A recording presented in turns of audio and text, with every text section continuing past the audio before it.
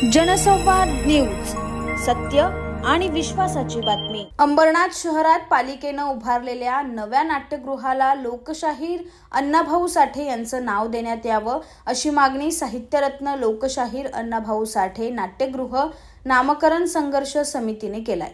अंबरनाथमधील अनेक सामाजिक, धार्मिक आणि कला क्षेत्रातील संघटनांनी या मागणीला पाठिंबा दिला असून या सर्वांनी एकत्र येत साहित्यरत्न लोकशाहीर अण्णाभाऊ साठे नाट्यगृह नामकरण संघर्ष समिती स्थापन केली। या समितीच्या सदस्यांनी अंबरनाथ पालिकेचे मुख्याधिकारी अभिषेक पराडकर यांची भेट घेत याबाबतचं निवेदन दिलं। या समितीच्या भावना सरकारकडे पोहोचवणार असल्याचं यावेळी मुख्याधिकारी अभिषेक पराडकर यांनी सांगितलं। नाट्यगृहाला लोकशाहीर अण्णाभाऊ साठे यांचं जोपर्यंत नाव दिलं जात नाही तोपर्यंत प्रशासकीय पाठपुरावा करणार असून वेळ पडल्यास आंदोलनाचाही मार्ग स्वीकारणार असल्याची भावना लोकशाहीर अण्णाभाऊ साठे नाट्यगृह नामकरण संघर्ष समितीने व्यक्त केली आहे। अण्णाभाऊ साठेचा जो प्रवास आहे हे मुळामध्ये अंबरनाथ शहर हे कामगारांचं शहर आहे।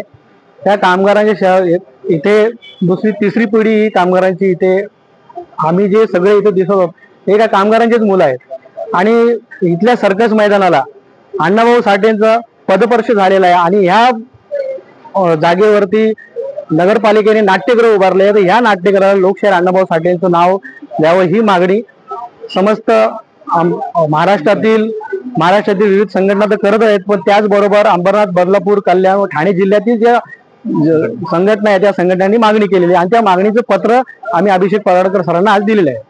जनसंवाद न्यूज, सत्य आणि विश्वासाची बातमी। आजच सबस्क्राइब करून बेल आयकॉनला क्लिक करा आणि पहा ताज्या घडामोडींचा अचूक अंदाज आपल्या मोबाईलवर।